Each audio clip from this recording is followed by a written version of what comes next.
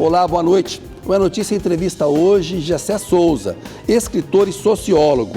Ele é graduado em Direito e mestre em Sociologia pela Universidade de Brasília. Também é doutor em Sociologia e pós-doutor em Psicanálise e Filosofia. No governo Dilma, ele presidiu o IPEA, o Instituto de Pesquisa Econômica Aplicada. Desde 2017, o Gessé é professor titular de Sociologia da Universidade Federal do ABC. Ele é autor de mais de 30 livros e está lançando agora uma nova obra muito atual, chamada O Pobre de Direita, A Vingança dos Bastardos, que é da editora Civilização Brasileira. Gessé, boa noite para você. Boa noite, Kennedy. Obrigado aí por me dar essa entrevista. Um prazer estar aqui contigo. Prazer é meu. Gessé, esse livro, Pobre de Direita, que é um tema atualíssimo no mundo, né, e no Brasil. Desde 2018, com a eleição do Bolsonaro, a gente tem claramente uma percepção do aumento do apoio de setores populares à direita e à extrema-direita, que é o que o bolsonarismo representa. Quando é que isso começou? Isso tem raízes na Lava Jato, nas jornadas de junho de 2013, no impeachment da Dilma. É esse processo. Como é que você avalia e trata disso no seu livro? Bem, eu acho que você disse a palavra-chave aí, que é Lava Jato, né? Lava Jato foi uma forma de como se deu um golpe de Estado, que se repete há 100 anos entre nós, e tem a ver com duas coisas que são muito importantes aí. Os Estados Unidos nunca querem que o país se industrialize, né, que tenha uma Petrobras forte entre as 10 maiores empresas, né, não quer Odebrecht fazendo obras, quer dizer, no planeta inteiro. Ou seja, então você precisava o quê? O que é que os Estados Unidos insistem?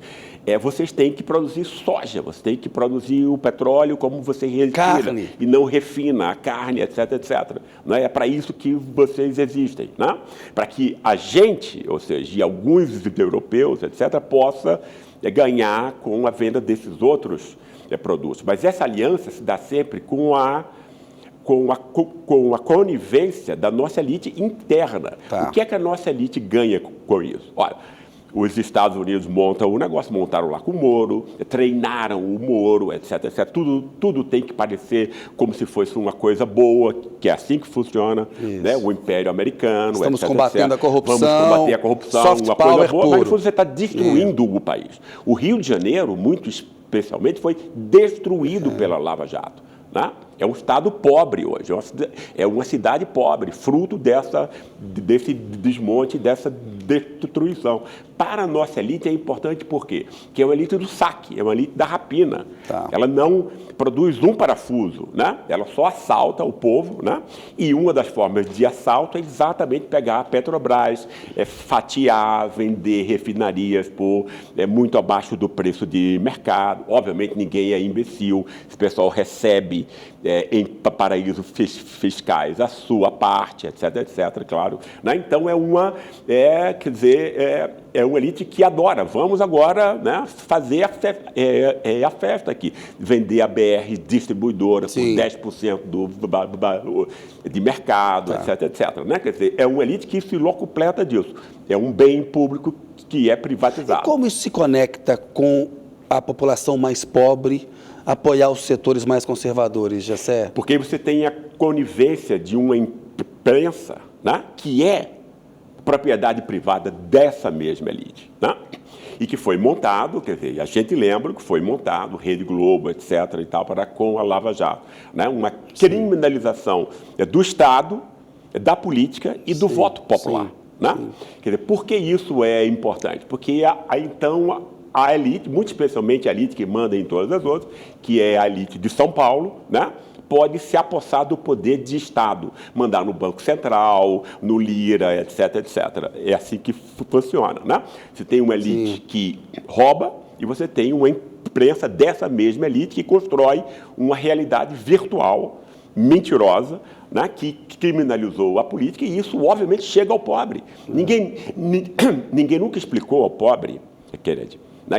E a gente tem 80% da nossa população de pobres, ou seja, pessoas que não têm acesso às benesses do mundo moderno. Ninguém nunca explicou para eles por que não, entende? Quer dizer, normalmente você precisa ter capital cultural importante para você ter Até bons ficou empregos. muito claro, ou seja, o desvirtuamento do processo penal processual, o Supremo reviu a decisão do Lula, mas esse aspecto do impacto da Lava Jato no setor econômico, aquela coisa de criticar, por exemplo, a exportação de serviços, que as empresas brasileiras construíam obras na África, na América Latina, e isso não ficou explicado para os mais pobres. Jamais. Isso parte daquela coisa, isso é uma grande corrupção. Perfeito, né? Exatamente isso. Você pegou o ponto. Né? Ninguém fez uma desculpa, ninguém fez meia-culpa, etc.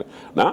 Quer dizer, porque não é o interesse, não é pedagógico, não é explicar isso. Ou seja, você, né? Quer dizer, no fundo, a maior parte dos jornais, etc., é uma newsletter de banco. Né? Sai só o que o banco quer. E o banco não quer que você explique que, enfim, existe uma transferência gigantesca de juros escorchantes que as pessoas imaginam que é um fato natural, como se não fosse um fato político, né? E como o juro está embutido em tudo que a gente compra, isso implica uma enorme transferência de renda da população como um todo para meia dúzia de pessoas que estão por trás dos bancos. Né? As pessoas estão pobres por conta disso. Né? E outra coisa, uma dívida pública, que é uma fraude, porque se não fosse fraude você auditaria, obviamente, né? E que pega mais da metade do orçamento público. A gente não tem saúde e educação por conta disso. Né? Os inimigos do povo estão na Faria Lima, mas ninguém diz isso. Né? Isso nunca é explicado. Então esse cara está pobre, não tem futuro, está com raiva, portanto, né? E não sabe quem é que causou isso. Isso é ótimo para a extrema-direita. Né? Trabalha no ressentimento. Exatamente. A Lava Jato fez o trabalho ali prévio e tal, né? Ou seja, de desconhecimento, criminaliza a política, etc. E o que é que a extrema-direita faz? Olha, está aí com pessoas que estão com raiva, né? Que não transformaram essa raiva em indignação, porque quando você transformar a raiva em indignação, você vai se solidarizar com os outros sofredores. Né? É o nós contra eles, que é a forma real, ou seja, é uma luta mesmo e tal. Né? Agora, se você não explica, aí o que você diz? Esse cara está pobre, não consegue mais pôr o filho na escola, não tem chance de futuro, essa coisa das betes agora é exatamente isso. Né? Como você não pode prever racionalmente o seu futuro, você tem a esperança mágica de ganhar na Mega e tal. Claro, você reduz as pessoas a isso. Né? E aí você diz a ela que ela é incapaz, porque quem não tem acesso a capital cultural sente uma espécie de humilhação objetiva. Todo mundo vai olhar de cima para baixo para esse tipo de pessoa. Né? Então ela é humilhada, tem raiva, né? E ela é meritocrata, porque o pobre acredita na meritocracia muito mais do que os ricos. Esse ponto é importante, porque o governo Lula e o governo Dilma, eles fizeram políticas públicas para os mais pobres. Isso. A gente viu esse colchão social ser feito por esses governos mesmo. Agora, esses setores pobres, teve até pesquisa da Fundação Perseu Abramo. Como é que você melhorou de vida com esse, né? E é feito dos programas sociais? É o meu mérito, é Deus. Não há uma conexão com políticas públicas que foram desenhadas para tentar diminuir essa desigualdade social brutal. É isso? Como é que o campo progressista pode explicar isso, Jacé? Exatamente. Esse é um ponto fundamental. Porque se você é meritocrata, você acha que você é culpado do seu próprio fracasso. Né? Eu é que não consegui. Você culpa a vítima, exatamente isso. Né? Quer dizer, como ninguém explica para ele, né? Aí então ele tem uma faca enterrada no peito, porque isso vai dar depressão, o alcoolismo, as duas grandes doenças populares hoje em dia. Né? O que é que a extrema-direita vai dizer? Não, tire essa faca, cara. Né? Mas aí não é para enfiar no rico, não, né? Que é o seu real inimigo. É para alguém que ainda é mais frágil e vulnerável do que você. Aí é o preto, normalmente é o preto, são formas de racismo que são mascaradas. O bandido é racismo, entende? E os números da segurança pública, é preto. Os números de homicídio mostram isso. Você moraliza o racista. O racista diz, não, eu não estou querendo matar preto, eu quero matar bandido. Entendeu? E você diz, isso é uma coisa de segurança pública. Sim. Imagina, né? Você vai chamar esse povo de corrupto, eleitor de corrupto também. Ou seja, você está tirando a moralidade dele. Você está desmoralizando o voto dele, que vai pegar, quer dizer, a classe média de brancos, etc., sabe até hoje em São Paulo, por exemplo, que não pertence a esse povinho mestiço e preto. Então ele não se considera corrupto, eleitor de corrupto. Entende? Isso chega nas mulheres também? É isso que explica o aumento de feminicídio na população LGBTQIA+. Esse ódio, ele vai espraiando para preconceitos contra esses setores ou não? Se espraia, mas eu acho que o preconceito fundamental é o preconceito racial. Racial. Né? Porque aí você monta um sistema de castas, como lá na Índia, entende? Né? Quer dizer, na Índia ele tem os intocáveis. O que são isso? O pessoal que vai mexer com esgoto, fezes, etc. Você naturaliza a desigualdade social. Você naturaliza a desigualdade na medida em que você cria um segmento social que vai poder ser desprezado e humilhado por todos. Que é o que os negros são. Os negros são, né, são jogados na sub-humanidade, né, que a polícia pode matar, que ninguém se comove, etc, etc. Então você tem aí uma coisa que não é só as classes altas que têm esse sentimento de superioridade, as classes intermediárias também. Foi exatamente o que eu analisei. O pessoal ganha 2 e 5 salários mínimos, sim, que são basicamente o branco pobre de São Paulo e Sul, que foi o segmento que votou em Bolsonaro, porque Bolsonaro é um branco pobre, ou seja, ele ficou rico depois, e nós sabemos de que modo. Na dependência do Estado, é pobre, exato. Né? Então, quer dizer, o plano aí de ter um cargo no Exército, Polícia Militar, é tipicamente um plano de quem não tem muito capital cultural e quer manter a vida. Né? E o outro é um negro evangélico. Né? Quer dizer, o negro evangélico, e eu vi muito isso, né? Ele então, explica isso, porque no livro você fala exatamente de 2 segmentos, o branco pobre e o negro evangélico, ou seja, isso. O Bolsonaro é o branco pobre que viu uma forma de ascender, ele se conecta com essas pessoas assim. Exatamente isso, ou seja, o branco pobre de São Paulo e do Sul se identifica imediatamente com o Bolsonaro, do mesmo modo que um nordestino pobre se identifica imediatamente com o Lula e a trajetória dele. Não precisa ter um discurso articulado, só a raiva, só, entende, o machismo, só não sei o que. Pô, esse cara sou eu lá no poder e tal. É assim que se dá esse tipo de identificação emotiva, né? A questão é um pouco mais complicada com o negro evangélico, porque a situação do negro evangélico, quer dizer, do negro pobre, não é a mesma do branco pobre. O branco pobre sabe, ao menos, que ele é gente, né? O negro não.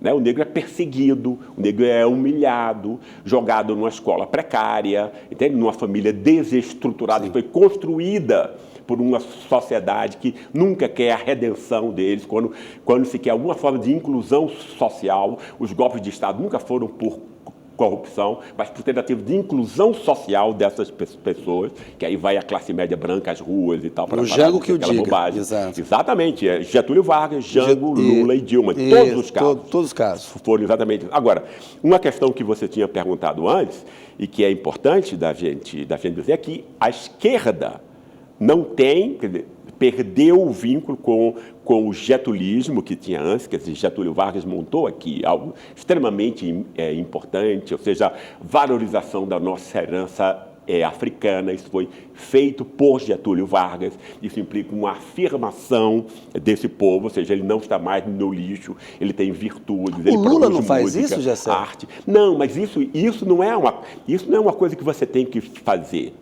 É uma coisa que você tem que projetar, desenvolver, e você tem que... isso tem que ter uma caixa de ressonância no país inteiro.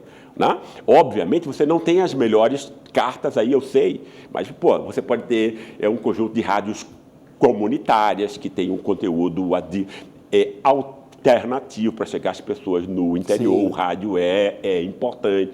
Você pode pegar filmes, etc., né, audiovisual, nas redes mesmo, com uma outra. Até porque, quer dizer, isso é um bem público, quer dizer, é o bem público mais raro e mais importante, que é a informação honesta, né? E é o jogo de opiniões divergentes, que o público brasileiro jamais teve isso. Porque se você tem 2 opiniões que divergem entre si, você abre a possibilidade de que o cidadão possa formar a própria opinião dele. Se você tem uma opinião só, que é a dos bancos, esse cara vai ser Você vê um manipulado. comentarista concordando com o outro o tempo inteiro. Exatamente, o tempo inteiro. Aí você diz que os juros escorchantes é bom para o próprio trabalhador, porque isso ajuda a inflação. Como ninguém explicou para ele como isso tudo funciona. Que a principal ele, despesa do obviamente, governo é os vai acreditar juros. nisso. Tem que explicar. Exatamente isso. O maior gasto do governo é a rolagem da dívida pública. Exatamente, mas isso não é dito nem pelo governo, percebe? Então você tem aí uma coisa de panos quentes e tal, né? E aí você reproduz o quê? Uma espécie de administração do capitalismo apenas. É isso que era o PSDB e é isso que é o PT. O toque popular que o PT tem foi Lula que deu, ou seja, uma coisa meio que pessoal, entende? Mas não há um projeto de construir um Brasil material e simbolicamente alternativo ao que existe, entende?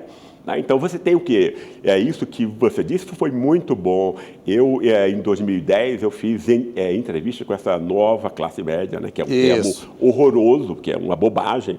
Se você tem a renda média num país pobre, você é pobre. Você é remediariamente pobre, mas você é pobre. Isso causou, de uma confusão enorme. Porque aí o pobre, e eu vi isso, porque eu entrevistei esse pessoal, né, se acha de classe média, esse cara ganha entre 2 e 5, se acha de classe média. E o cara de classe média se acha elite. Entendeu? Aí você invisibiliza mais ainda essa elite real que está deixando todo mundo pobre, entende? Quer dizer, e o principal dispositivo do poder é se tornar invisível. Ninguém sabe onde ele está. Entende? É exatamente o caso que nós temos aqui. E a esquerda não problematiza isso. A esquerda não está dizendo para o cara lá, olha, eu acho legal você ser empreendedor, né? Mas por que o dinheiro não chega até você? Ele fica retido na Faria Lima, irmão. Você precisa mostrar isso, entendeu? As pessoas são inteligentes, mas os argumentos não chegam lá. Não existe um trabalho coerente, bem feito e tal. Quando eu entrevistei essas pessoas em 2010, né, quer dizer, que estava podendo pôr, estava ganhando 70% a mais para aumentando, comprando um carrinho usado e tal, para parar. E aí você perguntava quem é o que é causa dessa sua melhoria. O cara diz, Jesus, é Deus. Claro, é isso que ele é ensinado todo dia. É meu trabalho duro. Exatamente. O grande erro do PT, eu acho, e dos partidos de esquerda em geral, é você achar o seguinte, vamos modificar a economia um pouquinho e tal, a pessoa vai ter um nível de vida melhor e vai espontaneamente saber que nós somos a melhor opção. Isso é um negócio absurdo, é de uma ingenuidade enorme. Espontaneamente as pessoas não vão aprender nada. Não é só infraestrutura, é superestrutura, né? Você tem que pôr a informação de que ela possa chegar, né, como funciona o processo de dominação, explicar para ela quem a deixa pobre. E a classe média, como é que ela se posiciona hoje? Porque você tem um outro livro chamado A Elite do Atraso, da Escravidão à Lava Jato, que se conecta com o pobre e de direita. E essa classe média que se sente rica, e essa elite, ela é o quê? Por que ela é do atraso? É essa elite predatória? Explica um pouco para a gente isso. Claro. É porque, no fundo, isso vale para o indivíduo, como vale para a sociedade também, né? Se você não se autocritica, você não muda. Entende? Quer dizer, a gente só aprende quando a gente se autocritica. E é uma coisa muito difícil, a gente sabe isso, né?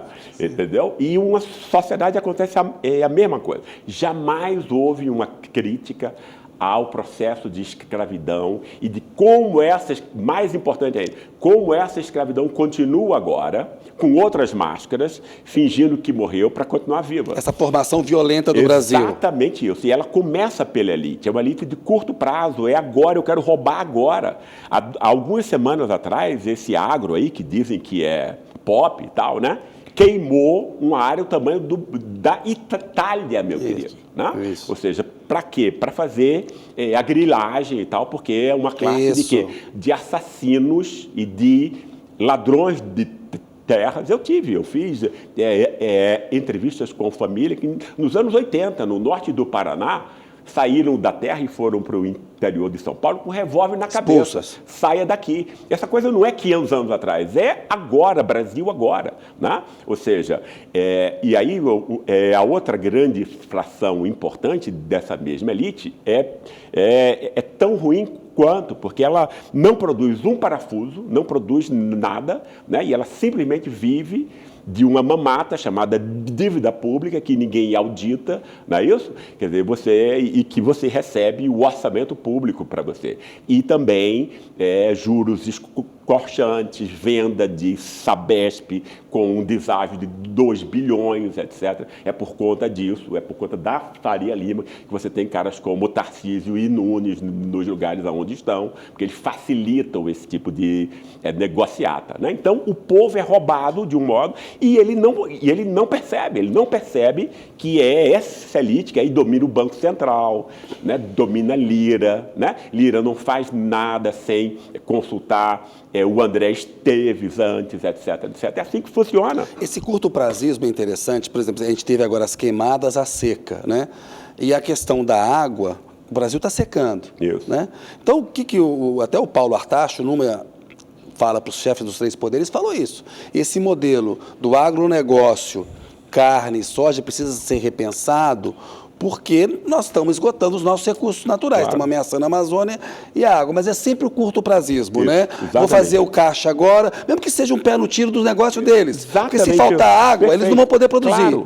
Claro, né? é exatamente isso. A burrice é o curto prazo, entende? Se você pensa no curto prazo, você é burro, seja para o bem, seja para o mal. Se você pensa a longo prazo, você é inteligente, seja para o bem ou seja para o mal, né? E nós não temos mais uma fração industrial, que normalmente é a que pensa a mais longo prazo, porque afinal você tem que ter... O retorno é mais a longo prazo mesmo, investimento, exato. Dos seus produtos, etc. Né? Então a gente tem uma elite que é extremamente do saque.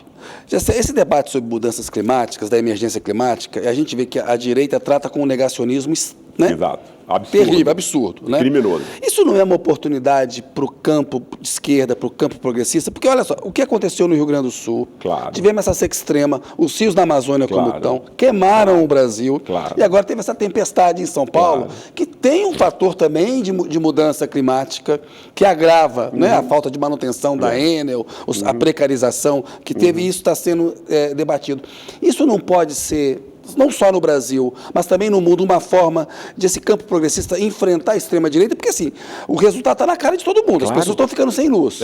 Não, é perfeito a sua análise, né? É exatamente isso. Ou seja, você pode mostrar exatamente como essa coisa é predadora, é predatória e é contra todo mundo, né? Então você tem aqui em São Paulo, né? Quer dizer, as pessoas respiraram o pior ar do planeta inteiro, né? Por conta disso, e foi no país inteiro e tal. O país está tendo catástrofes climáticas o tempo inteiro, radicais, etc., por conta desse tipo de coisa. Né? Isso está matando gente, tá? E aí você tem que ligar, mas ninguém fala.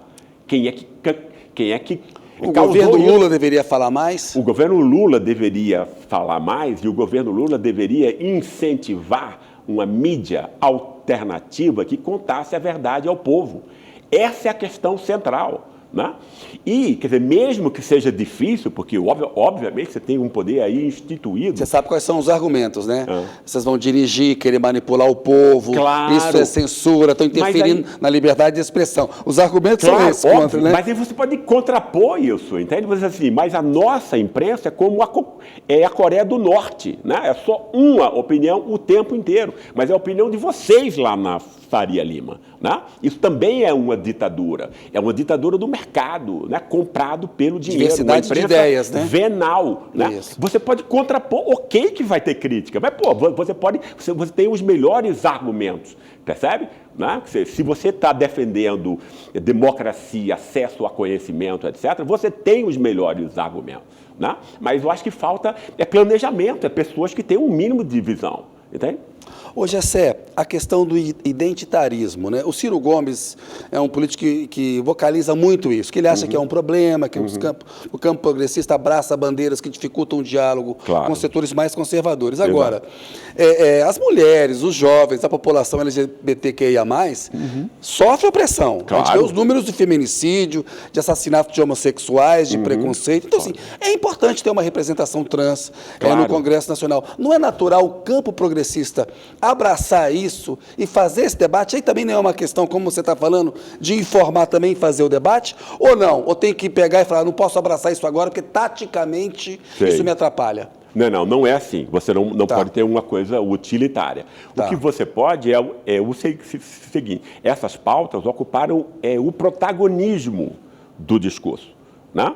E elas não precisam ser postas como uma coisa que vai se contrapor, porque é isso que o pobre diz, entende? De quem eu vi na periferia de Rio e de São Paulo, agora todo mundo quer ter uma lei para ele, as mulheres, os gays, o taxista, o pessoal do Uber, e eu como fico, entende? Quer dizer, quando, na realidade, a proteção aos negros, que são obviamente oprimidos num racismo cruel, as mulheres que sofrem de abusos, machismo, etc., tem a ver com um princípio que é universal, que é você, entendeu? Basta usar de um modo criativo o fato de que todas as pessoas têm que ter os mesmos direitos e oportunidades. Então, se foi negado no passado isso, então você tem que recuperar. Mas você tem que recuperar para preservar um princípio que é universal e que tem que ser exposto de um modo universal. Não há combate à desigualdade, Kennedy, com ascensão social individual. Né? Infelizmente, a verdade as mulheres e os negros que chegam a ocupar os antigos cargos ocupados por homens brancos, etc., menos de 1% das mulheres e menos de 1% dos negros, entende? Ou seja, e uma ascensão individual ela é meritocrática, portanto. O que o Banco Itaú, quando diz, eu tenho aqui 50% de empregados de cor, etc., etc. O que é que ele está dizendo aos outros 99% dos negros que continuam morando com esgoto a céu aberto? Ele, olha aqui. A oportunidade está aí. Claro. Você que não consegue. Se você não consegue é porque você é burro, preguiçoso e tal. Você legitima a meritocracia. É uma forma de você enganar, ou seja, não é a emancipação de ninguém. É uma fraude neoliberal, né, para fingir que emancipa quando você oprime ainda mais. Esse é o perigo. Gessé, e o papel das redes sociais nessa história toda? A gente viu recentemente esse embate entre o Elon Musk e o Supremo Tribunal Federal, mas que o Supremo agiu com correção, no meu entender.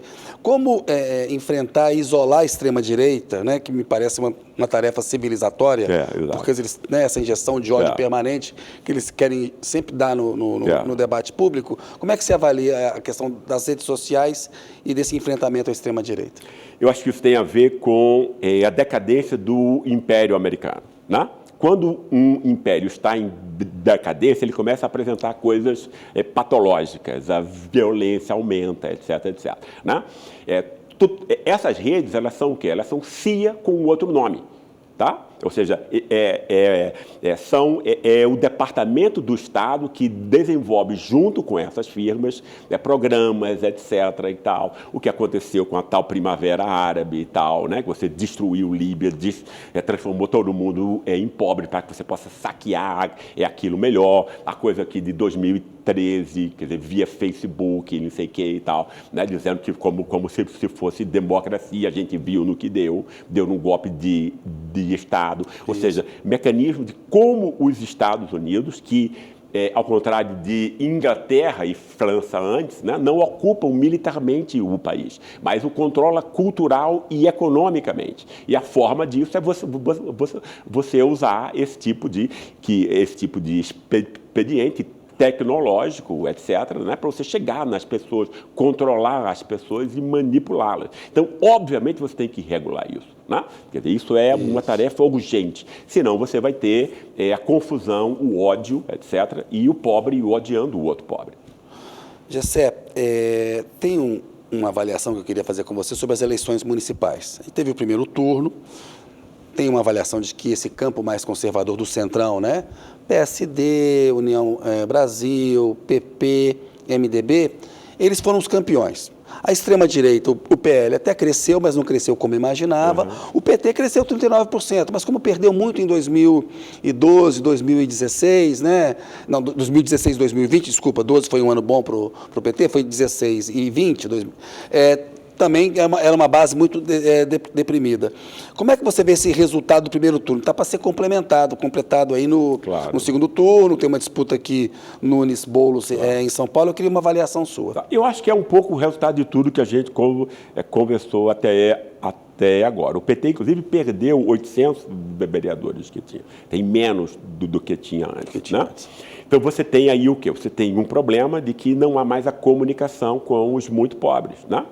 Quer dizer, as igrejas evangélicas são anti-esquerdistas, né? Muito especialmente o neopentecostalismo, né? Porque aí você diz o seguinte, se você está doente, né, com um câncer e não consegue tratamento, né, não é porque o SUS é subfinanciado, é porque o diabo incorporou no seu corpo. E você precisa fazer uma sessão de descarrego com o pastor, percebe? Então você retira a causalidade social completamente. Né? Você emburrece a pessoa, obviamente. Né? Ela é obrigada a um sacrifício do intelecto. Né? Então você tem que reintroduzir esse aspecto, você tem que explicar, porque essas pessoas elas foram imbecilizadas, mas elas continuam inteligentes. Né? E aí você precisa fazer um trabalho de conscientização. Entende? Que antes a teologia da libertação fazia e, como o Papa João Paulo II acabou com a teologia da libertação, você tem o quê? Essas igrejas evangélicas ocupando esse espaço. Né? Se você não tem nenhuma mensagem alternativa, e a verdade é muito forte, a verdade, quando ela chega ao povo, ela é transformadora, ela é revolucionária, desde que você tenha minimamente inteligência para ver como você torna isso possível. Porque a esquerda não tem, a dificuldade da esquerda é de comunicação com o seu público. Né? Ou seja, comunicação e informação é a chave. Exatamente. Gessé, eu queria que você avaliasse esse fenômeno Pablo Marçal. Me parece um Bolsonaro com o maior poder de comunicação, como disse um amigo meu, o Rafael Prado. Ele foi um fenômeno de votação aqui em São Paulo, né? Ou seja, a esquerda, até o Boulos, teve mais ou menos o que a esquerda tem no primeiro turno. Exatamente, agora, um terço. Né? Teve mais ou menos isso. Agora, o Marçal ocupou um campo ali na direita, extrema-direita, se propondo a ser ainda mais radical que o Bolsonaro. Como é que você avalia? Isso veio para ficar? Tem uma tentativa de eventual ineligibilidade dele? Como é que você avalia esse fenômeno? Eu avalio isso do seguinte modo, quer dizer, Bolsonaro fingiu que tinha se convertido à religiosidade evangélica. Ele não é um cara desse meio, etc. Né? Agora, Pablo Marçal é. Pablo Marçal é um pastor neopentecostal típico. Né? Ele vende a prosperidade, ele vende a saída mágica. Né? Venha comigo que você vai enriquecer. O que os pastores dizem se não isso? Percebe? Então ele liga essa lógica neopentecostal com a política. Ele transpõe do campo religioso para o campo político. Essa é a chave do processo dele. Por quê? Porque as pessoas já estão socializadas e interpretam o mundo de acordo com essas categorias que os evangélicos criaram. Né? Então, ele é um cara malignamente mais inteligente, inclusive, do que o Bolsonaro, que nunca foi nenhuma inteligência. A gente sabe disso bem. Marçal é maligno, mau, perverso, mas ele sabe o que ele está fazendo aí, né? E ele está utilizando desse repertório, né?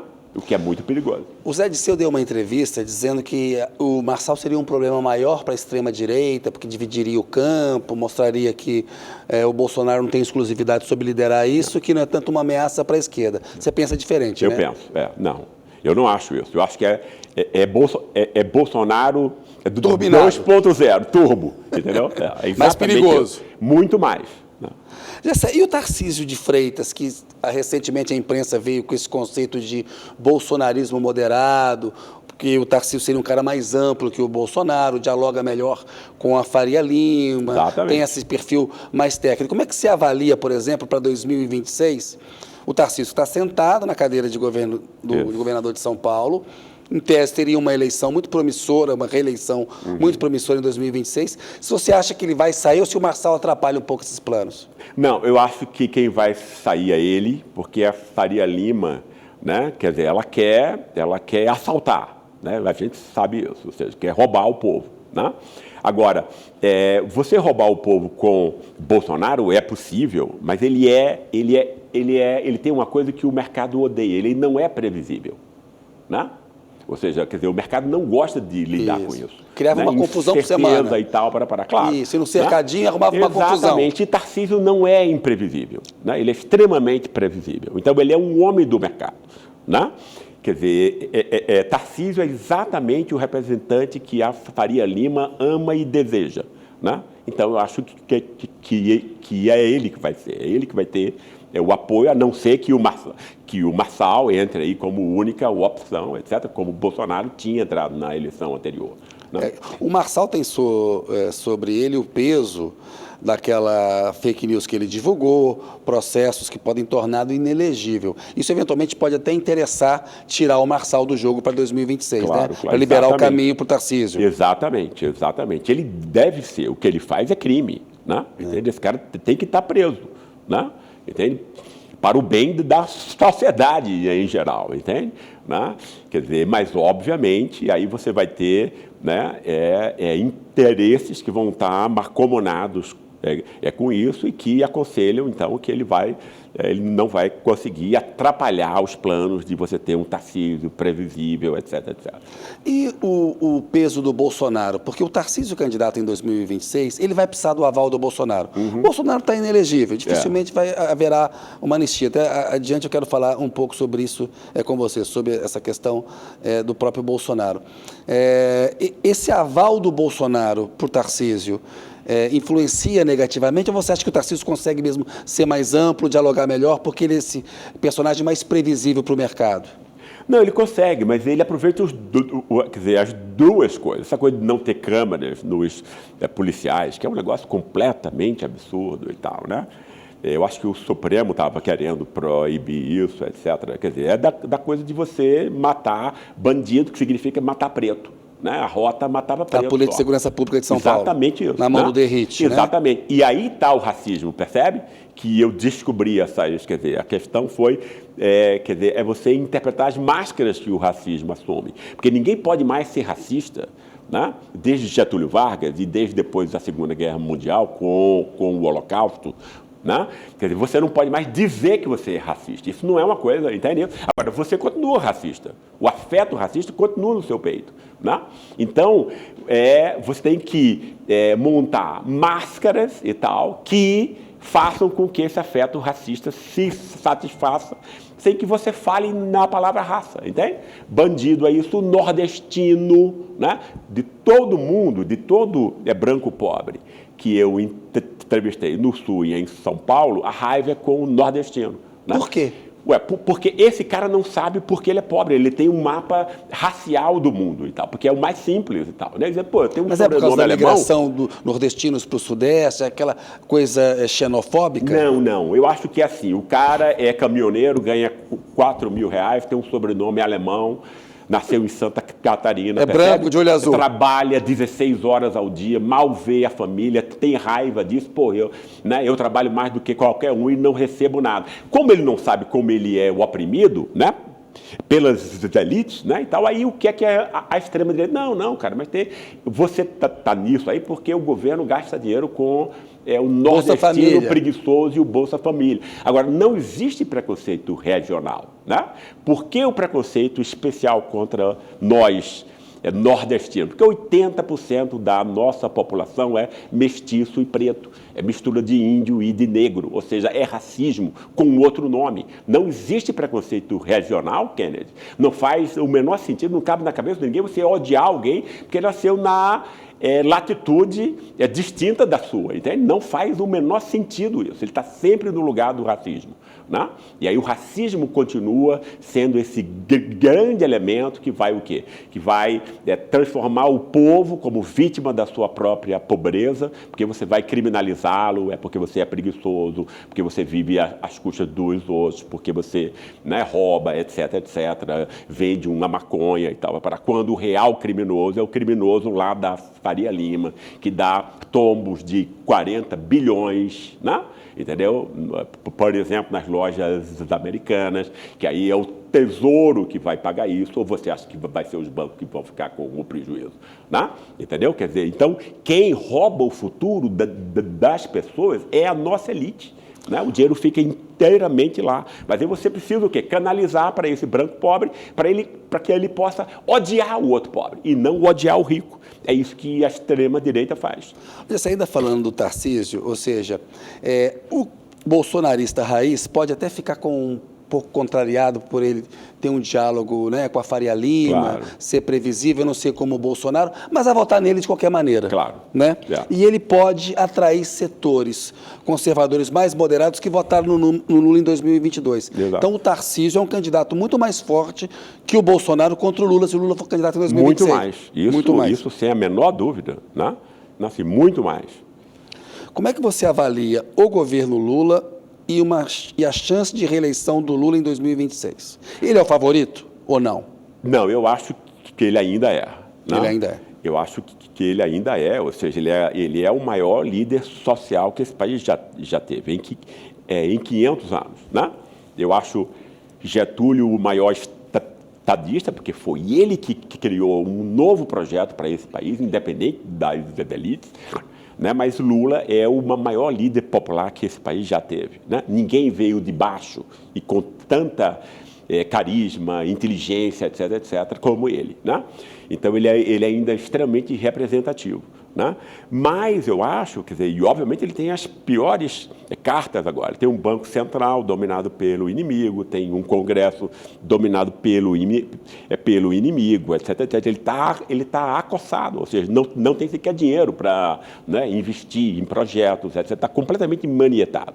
Né? Vamos ver agora, quer dizer, com o novo banco central, etc., né, como isso muda. Mas eu acho que para além, quer dizer, o país já está crescendo, né, um pouquinho mais, etc., o desemprego diminuindo e tal, ainda são mudanças tímidas, que não se comparam com o Lula 2, que foi uma explosão aqui, esse país, né, ficou a sexta maior economia do mundo, que é um negócio, né, muito impressionante, mas eu acho que tem uma falha que é exatamente nessa comunicação, né? Que é o que é que você vai dizer aos muito pobres, né?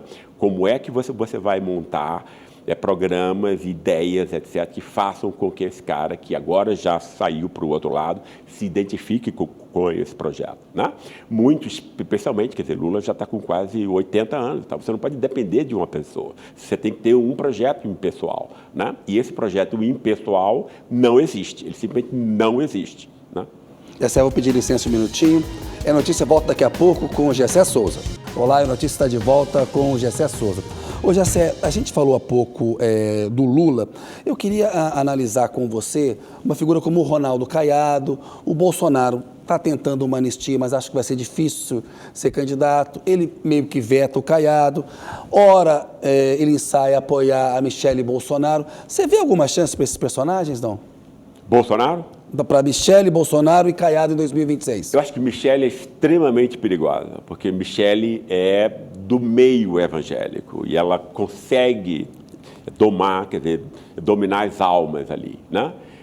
Mas eu acho que a gente iria se transformar mais rapidamente ainda num evangelistão, ou seja, o que Irã é hoje, ou no máximo a Turquia, ou seja, um Estado, né, que deixa de ser laico e que vai ter padrões religiosos para serem impostos para todas as pessoas. Esse é o grande perigo de uma Michele. Né?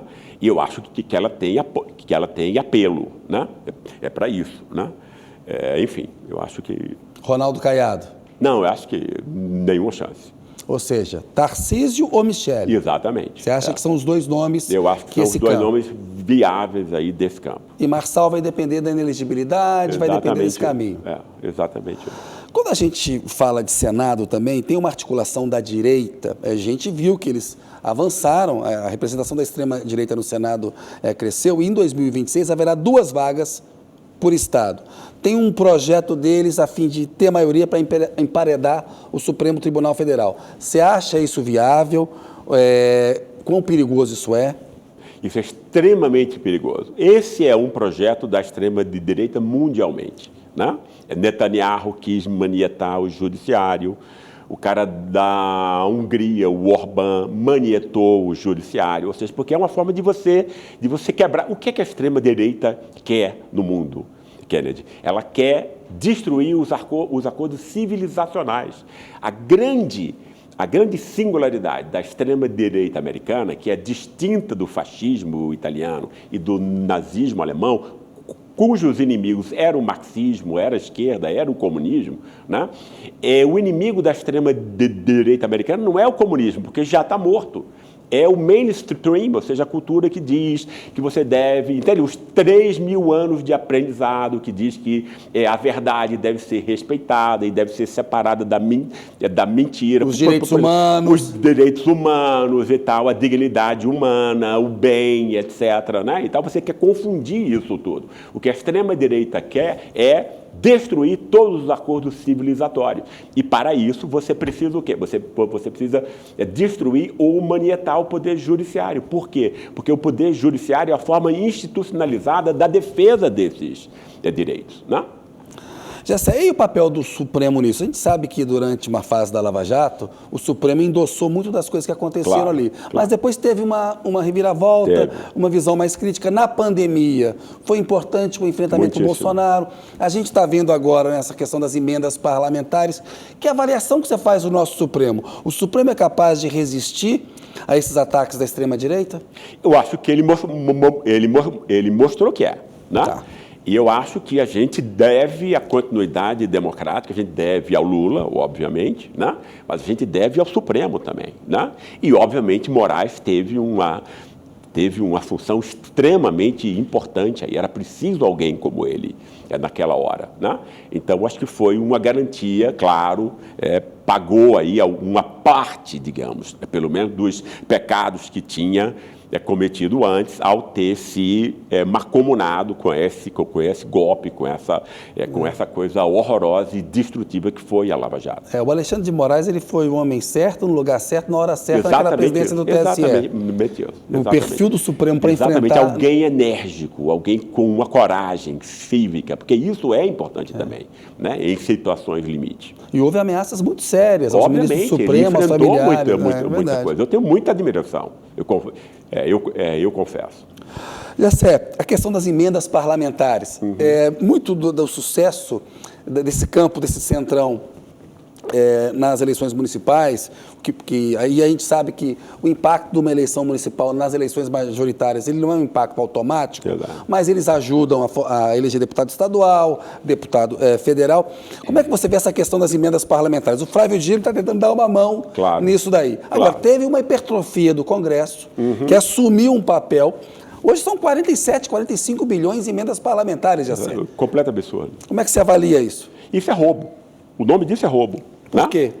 Porque isso é corrupção, ou seja, você tem aí esse orçamento secreto, etc., onde não tem nenhum controle sobre o que você gasta, etc. Isso é simplesmente assalto, só legalizado. A emenda parlamentar não deveria ser demonizada, ou seja, se o parlamentar está ali e avalia isso, o que tem é esse orçamento secreto, essa emenda PIX, que não tem autor, né? Claro, exatamente isso. Isso é completamente inadmissível. E, obviamente, as emendas são importantes para uma coisa setorial, para uma cidade, para construir uma ponte e tal, não pode ser quem tem o dever de cumprir o orçamento no sentido de um projeto nacional é a presidência da República, né? No fundo, o Congresso roubou isso da presidência da República. Foi a forma que o Bolsonaro encontrou de não ter impeachment. Né? Colocou o Ciro Nogueira na Casa Civil e fez um acordo com o Arthur Lira. E agora esse pessoal não quer voltar ao status quo ante e tal, né? E é extremamente importante, senão você vai ter, né, um parlamentarismo do pior tipo, que não é responsável, não assume responsabilidade de coisa nenhuma e que tem bilhões no bolso para roubar, né? O que eu acho incrível é que a imprensa chama isso de orçamento secreto e não de corrupção, né? Entende? Esse é um negócio incrível. Esse presidencialismo de coalizão, no qual o Lula e o Fernando Henrique navegaram bem, a Dilma teve dificuldade, ele está morto, o Lula está conseguindo recuperá-lo ou não? Eu acho que o golpe de 2016 foi feito para enfraquecer a presidência. Por quê? Porque é a única via de relação orgânica entre a participação popular e o poder político. Né? É quando os pobres podem pôr alguém que representa. É quando esses 80% que sofrem e que são humilhados, etc., têm uma chance mínima de ter a sua voz ouvida. É para isso que a presidência serve. Né? O Congresso jamais representou isso. Sempre interesses fragmentados, etc., locais, etc., etc. Né? Entende? Quer dizer, então, o que essa elite que fez o golpe, juntamente com a sua imprensa, e o Poder Judiciário foi mancomunado, né? Com isso, o que ele queria era o que? Era criminalizar a participação popular. Não, você, povo, vai valer menos, entende? Quer dizer, quem vai mandar é o Congresso. Por quê? Porque o Congresso a gente tem no bolso, a gente pode comprar, não é isso?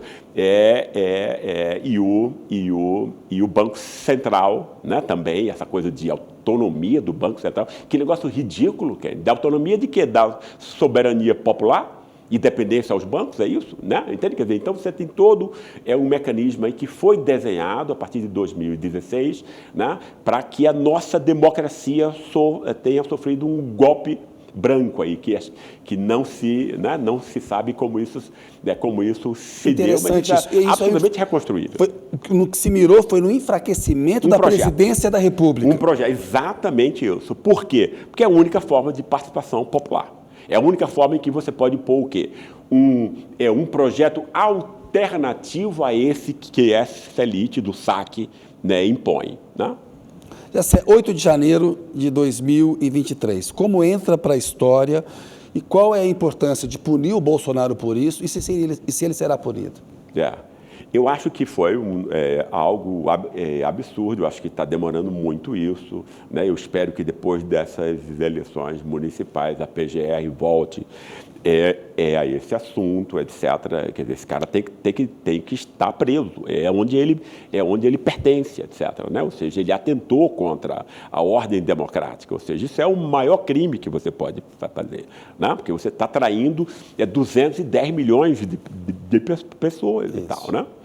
Então, eu acho que, enfim, isso tem que ser perseguido, porque o que as pessoas quase nunca imaginam, como isso é importante pedagogicamente, entende? Isso faz com que as pessoas passem a perceber, né, os valores democráticos, de algum modo, articulá-los e tê-los de modo consciente, exatamente nessas épocas de limite em que isso é possível. Porque alguém que cometeu tantos crimes na presidência da República, na pandemia, atentados contra a democracia, genocídio real. Se você não pune isso, o que você transmite? Perfeito, no futuro, que tudo é possível, claro, exatamente. Né?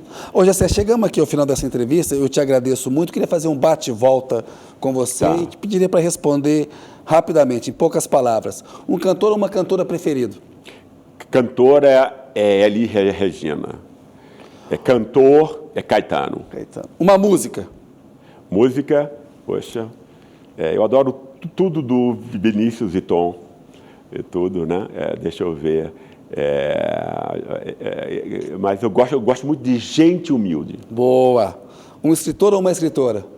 Escritor é Graciliano Ramos, né? Entre nós. Escritora é a Clarice Lispector. Um livro? Um livro, literatura ou o que você quiser que recomendar. O que eu quiser? Gostar. Não, A Distinção do Pierre Bourdieu. Um filme? Um filme, A Noite do Iguana. Um lugar? Um lugar? São Paulo. Uma inspiração? Uma inspiração, Bourdieu também. Um amor? Meu filho. Jessé, obrigado pela entrevista, querido. Obrigado a você, abraço, querido. Viu? Boa noite. Até uma próxima aí. Valeu. Obrigadíssimo. Valeu. Pessoal, agradeço muito a audiência de vocês. Um abraço e até a semana que vem.